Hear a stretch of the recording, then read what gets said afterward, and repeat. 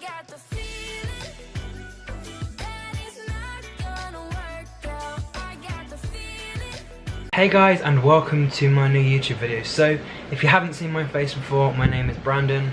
I'm 20 years old and I currently go to Nottingham Trent University. So in this video I am just going to talk to you about some of the potential things I didn't know about freshers and just how you can survive your first year at university. Obviously all of the opinions and everything I'm saying in this video is my own opinions and whatever I've thought myself. And there will be some people that disagree and agree with various things that I mentioned in this video. But I thought that because it's coming around the corner that people like me are going into second year after taking a year out, for example, or people that have just finished A-levels fresh out of school are going straight to university, I just thought I'd be another one of those people that just makes a video of how to survive first year. So one of the first things that I just wanted to talk about was obviously the course choice and the university choice. When picking a course, you obviously want to pick something you're interested in, something that you feel like you can potentially get a career out of maybe, or it's just something that you're interested in, like psychology.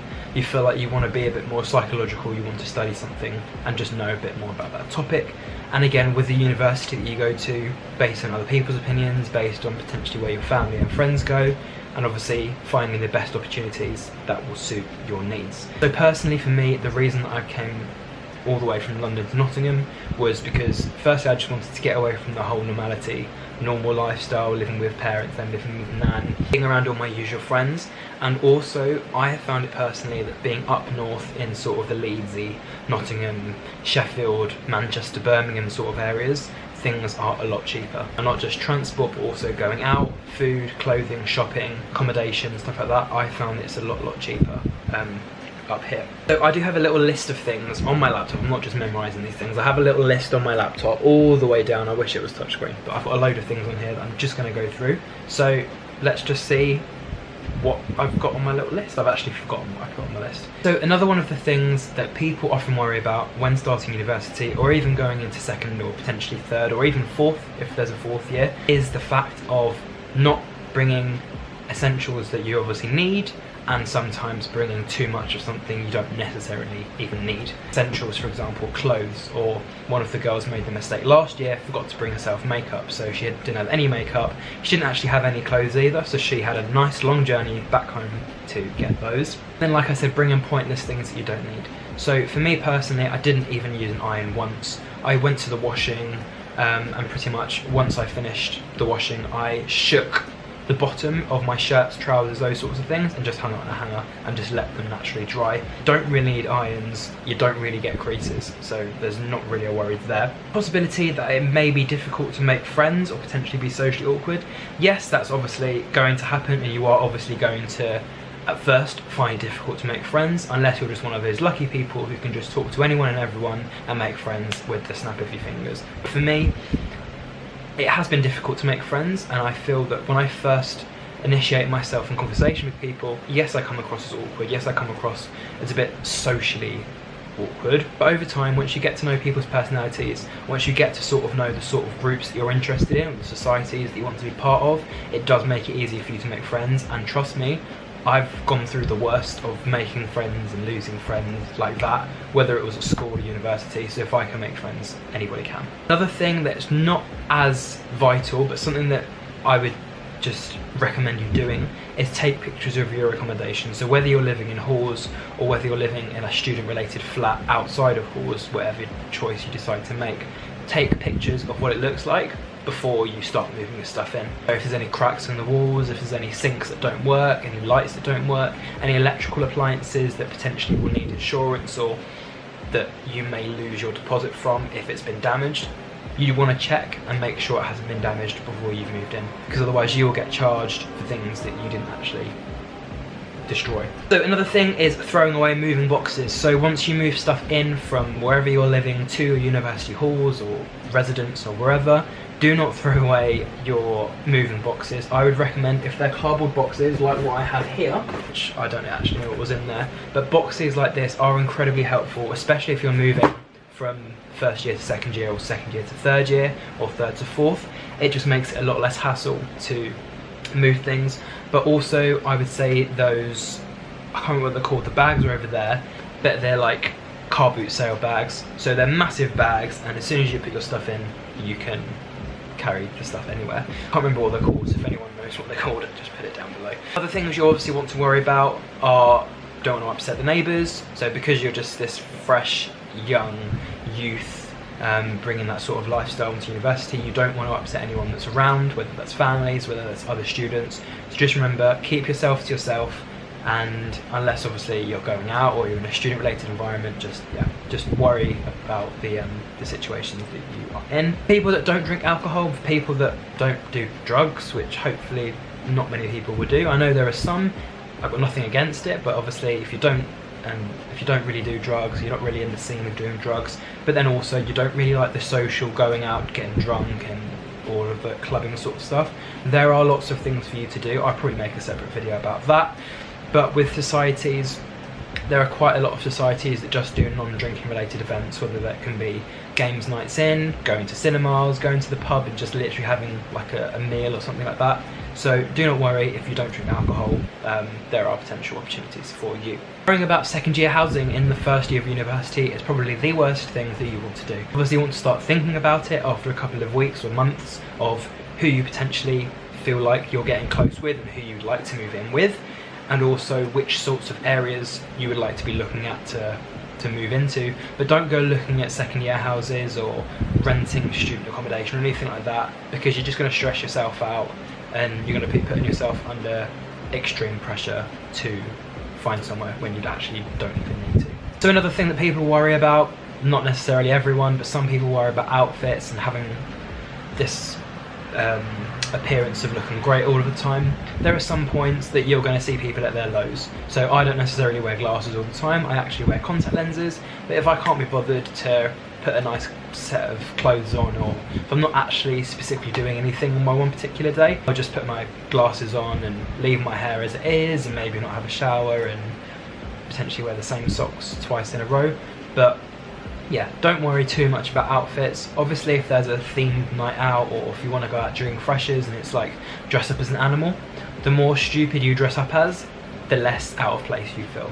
When you go to some of these freshers events and you have to dress up stupidly, you look stupid if you don't dress up. So that's why I went out in stupid outfits. Like I dressed up as a drag queen, I have no idea, I dyed my hair pink at one point. So there are times where you are going to have to obviously potentially have some sort of outfit, but not compulsory. Like you don't have to go to all these different events, you don't have to dress up in an outfit, but if it's a themed night, then you look silly, really, if you don't. Another thing people worry about straight away is the whole potential boyfriend, girlfriend, that sort of thing, finding partners, being in relationships. For me, it was an important thing. I'm still single as a Pringle, so if anyone is out there, hot boys, come at me. But yeah, don't need to worry about boyfriends, girlfriends, flings, all that sort of stuff. It does happen naturally, and I found out that during freshers and during just other several nights outs, I did get off with people, I did make friends with people, and I did obviously sort of have my time getting to know other people, but I wouldn't worry about it. I just let it come along naturally, as with friends. Like you don't need to force yourself to try and make friends. Hello, my name's Brandon all the time. But if you see someone standing on campus on their own, or if there's a little group of people that look a bit lost, go over, be a friendly face, and just be like, look, hiya, my name's Chris or whatever, I'm studying maths, like what do you do, who are you, sort of thing. Signing up to the medical centre on campus, again, it's not compulsory, but for the majority of people, there's some sort of jab that you do when you first move onto campus, unless you've had it at school prior. And just the whole signing up, it's free to sign up, and it's just to make sure that if you do have any other problems, or girls, if you have your girl-related problems, that there is somewhere for you to go to. It's on campus, there's not really an excuse not to sign up. And even if you don't use the medical appliances and stuff like that, it's just good to just have your name on the system. Student ID is another thing that people worry about. Where do they get their ID? What sort of picture do they have? What sort of information do they need? I think as long as you have your student number, your national insurance number, and then just documents such as passports, driving licenses, maybe a date of birth or a birth certificate or something like that, just to show who you are.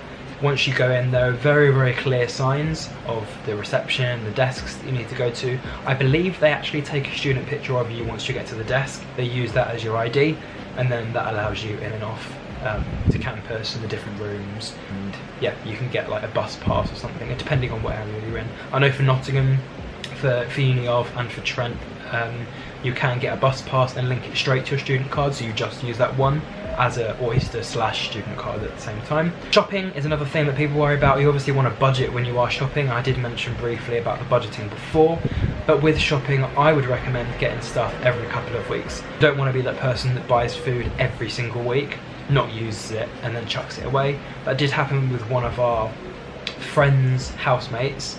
They bought a load of food and they probably had about 3 or 4 fish fingers and maybe the odd jacket potato or whatever, and the rest of their food, chicken, vegetables, not things like rice, things that won't go off, but things like fish, the chicken, any freezer stuff, the cheese, the ham, they pretty much just chucked it all away. So they spent God knows how much on the food, and then had to spend even more on new food. Fire alarms are again another thing that's going to happen. I know at Trent University, especially on the halls that I was on, they had the fire alarm once, I believe it was every Tuesday, and Tuesday was my day off of lectures and seminars, but at 2 PM on the dot pretty much every single Tuesday the fire alarm would go off, just to test it, just to make sure it works. And I believe they had to get everybody outside to stand downstairs, whether you're in your pyjamas getting ready for bed, just finished having sex or revising or whatever. They had to just make sure that the buildings were secure and that there were no fire hazards. So yeah, just make sure that you do know when your fire alarm days are so you can prepare in advance and not be like me, rush out of bed, chuck a onesie on or whatever, and then like look at a right mess basically. Washing clothes, dishes, cutlery, those sorts of things. So with clothing preferably, there's hopefully going to be a sort of washing machine or a student washing area on campus, so do obviously locate that. I'd recommend getting liquid tablets or the fillable things to put in the washing machine. Washing, I'd only do it every couple of weeks, not even that. Like bedding I'd probably do every other month.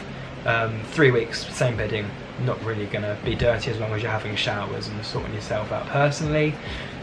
Clothes I would do every other weekend, bedding I'd do every other month. With dishes, cutlery, those sorts of things, if you have a dishwasher, fantastic, but do not rely on it. If you do use it, then props to you for managing to get a washing machine wherever you are. But I would say, personally, it's better to hand wash stuff because one, you know it's going to be clean straight away and you can just leave it to dry, and two, sometimes people forget to wash their stuff and it goes mouldy. So would you rather have wet stuff that can just naturally dry within a couple of days, takes 5 minutes to do, or wait a week for it to go in the dishwasher and potentially get mouldy and all of those sorts of things? Toilet paper is a very important one. I know during my first year I probably had 20 to 25 toilet rolls, so I was given 8 to start with by my nan, and then just every so often just bought a set of 8. And it did last me pretty much the whole year. Same with sauces and stuff like that. I only had 2 ketchups, 2 barbecues, I think 2 or 3 bottles of vinegar. But toilet paper is one of the most important things. You don't know when you're going to need a tissue paper, and if you're on the toilet and you've run out, there is nowhere to go. You could obviously shout out to your flatmates to give you some, but the chances of that happening, very unlikely. Leaving essays until the night before. So when I started university, I was like, right, these essays are going to be really easy and it's going to be really simple, like media is an easy topic. And I am actually interested in media as well. Like, I've been doing media since I was in year 9, but I didn't actually realise how much effort you do need to put into these essays. Now, I passed first year primarily based on my essays. I didn't do too well in the exam, but because my essays were pretty good and I can write for the whole of England, I pretty much passed my first year. I would not recommend leaving stuff to the night before. With reading and seminars and lectures, I would read over that pretty much as soon as you finish, just before you go and do something else. Just read over your notes, read over what you've learned about, just so you know and that you are clear what you've actually learned. Because I know in some lectures, some of the lectures I didn't go to just because I knew they would not help me and benefit me in any way at all. But I know that some of the lectures I went to, I just did not understand what they were going on about. They were talking about some sort of global related issues. I'm not really a fan of that, don't really know much about it, and they use such big terminology. Like it is such a step up from school that you do need to understand a bit more. And if you do get stuck, talk to one of your friends. I'm sure that somebody in that same lecture as you will understand what's going on. They may be a little bit more intellectual than you are, and they can just explain it. Like, don't feel like you're a weak link if people need to explain stuff to you. Like, there are going to be things that you know that they don't, things that they don't that you do, and you can just help each other out. That's how you make friends, and that's how you understand the course a little bit better. On continuation with that, obviously, do not forget to back up your work.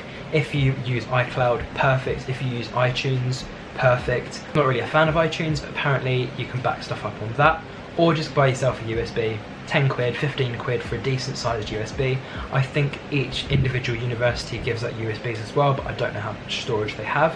So if I were you, one USB will last you the whole year. Just put stuff on and take stuff off as and when you need to upload work. And again, in continuation with that, ask questions when you are stuck. Like I said, talk to your classmates, talk to your lecturers. They're not scary. They are called lecturers, and they have like this persona of being really scary and horrible and nasty. They're actually probably some of the nicest people I've met. I know the woman that's in charge of my course now, she pretty much just makes a joke and a laugh out of everything, and that's what you want. You want it to be banterous, but you also want to learn at the same time, and with her, I think that's what I get. And then finally, the last sort of thing relating to the essays and the work and stuff like that is your referencing. Every university, I believe, does referencing the same way, but there are different documents and there are websites that show you how to reference. I would try and avoid those as much as possible, as with language translators. If you're studying a language, for example, and there's words and stuff you don't understand, use a dictionary. Again, talk to your lecturers. I would avoid translation websites. As with the referencing, avoid the reference websites, and again, talk to your lecturers if you're stuck. Or there are potentially library monitors that are there to help you. You can book your slots with the library. I think it's like a half an hour slot, depending on which university you're with, and they can show you how to write essays, how to reference properly, how to sort of revise for the exam, making notes, and that sort of thing. So take advantage of that. Those people are there, remember, to help you. So another thing that people sometimes spend more time on is the whole colouring and making their notes look all cute than actually revising and understanding those notes. Yes, if you're someone like me that you can't really learn stuff through just words on a screen or by someone just rattling at you loads of words, and you do want to do colouring or do stuff on post-it notes and have stuff all around your room, then albeit do make sure that you actually want to learn the notes that you've written and you don't just want it for show. Because at the end of the day, if you get to the exam and you haven't got a clue what's going on, in your head you'll know it's because you spent so much time wasting around on the colours and the glitter and everything like that, you didn't actually give yourself enough time to learn. So with lectures, with seminars, just make sure that you recap what's just happened in that seminar and lecture, and obviously make notes, do colour, do all this sort of stuff creatively that helps you learn. But in all seriousness, you do need to actually learn the notes. So buying a brand new reading collection. So with most universities, they will recommend go to this shop and buy 45 quid's worth of these books that you're going to need for the course. For my media course, I did not use a single book. I went to the library and somehow skimmed through a couple of books to find references or documents that were relating to my course or particular essay that I was doing, but I did not need a single book for that year. I probably did, but I didn't buy them, didn't need them, and I still managed to pass the year. So if you do feel like you are going to need books, go for a second-hand shop.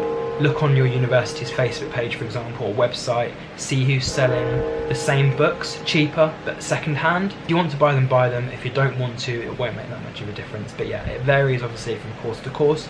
If you're doing something more like science or psychology, then yeah, you're probably more likely to need those sorts of books. If you're doing something like media or say food, cooking or something like that, you probably won't need the books. You just need to find other places that have resources for you. Finding jobs is another thing that you obviously want to think about. Don't necessarily apply for every single job left, right and centre.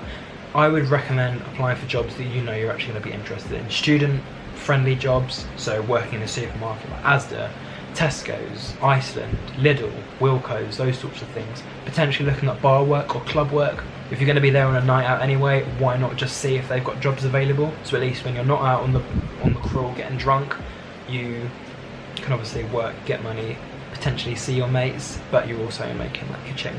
And then in continuation with the finding jobs, do not rack up your overdraft, or try your hardest not to. It is very, very difficult to budget your spending and thinking about how much money you're getting in from either a job, from family, from student finance. But I was lucky that I didn't go into my overdraft once, but I know some of my friends were a couple of thousands into their overdraft, so they have to earn money back to get themselves out of the overdraft first, and then any more money that they get back into positive. So if they were on minus 1,200, they wouldn't get out of the overdraft until they've got that 1,200, puts them back on zero, and then they start making money. Everything else that comes out of that minus 1,200 is just trash, pretty much. So I would avoid, obviously, going into your overdraft. If you have to, you have to, but that's what budgeting is all about. And last but not least is obviously getting a car license or getting a TV license. If you know you're going to be taking electrical items, I would insure you to insure them. So if you're taking laptops or expensive cameras, expensive phones, those sorts of things, I would recommend you insuring those, especially if you're not used to the area you're going to be living in and you're far away from parents. Just insure them all. It's very, very cheap, and even if it does seem like a lot of money at the beginning, it will be a lot more worth it if for some reason you do get your things stolen, but then you're able to claim all the money back. And then yeah, TV license, just make sure if you have a TV that's not part of the accommodation, just pay for a license. It's worse on you if they come round, they see you've got a TV but not a license noted. I don't know what happens, but I'm sure you'll get in some sort of trouble, or you have to pay some sort of fine, so just make sure that you do have the license for the TV. And that's the same with the car. If you are lucky enough or want to have a car and you've just brought it from home and think it's helpful for uni, sometimes it is, yes, but for me personally, I just thought, look, I haven't got any money to buy a car, I'm not going to buy a car, and with all the public transport, buses, trams, Ubers, we have Nottingham Transport and Nottingham Cars around here as well, so just look at all the different services you've got.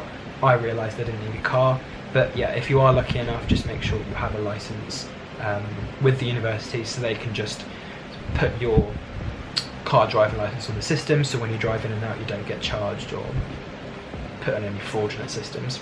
So that was pretty much everything I've learned from my first year at university. Yes, there are so many more things that I can learn, there are so many more things that I want to know about university. I'm obviously looking at other YouTubers' channels, other bloggers, vloggers, websites, places where I can actually get my own questions and answers, but I thought it was important for me to do an updated version of this because I believe I did like a 15 tips for university last year, but this is an updated version. New camera, new me, new personality, new house, so I just thought I'd do a little updated version for you. But if you did enjoy this video, do not forget to like, comment, share, subscribe, support the channel if you want to. If you feel like there's any more videos you want to know about, or I know I'm a randomer, I know I'm probably not going to get many views on this, but if you do want to find out more about me personally, or my personal experience of university during my first year, my plans for the second year, how I survived, how I didn't go into my overdraft and those sorts of things, then leave a message down below. I'm sure I'll reply to every single comment, but if you did enjoy this video, do not forget to support the channel, only if you want to, and yeah, more uni related content will be coming soon, so do not forget to check that out if you are interested. And yeah, if you do have any other problems relating to uni or just life or anything, if you're moving to Nottingham, coming to uni or to Trent, then you can drop me a message. If I'm around the area and you see me, come and say hi. You could be part of the channel, you could be in a vlog, you could be in a video. I could give you tips and tricks, the places where to go and those sorts of things. So if you did enjoy this video, you can do all the above things. But other than that, I will see you in my next video, and good luck at university. Bye bye.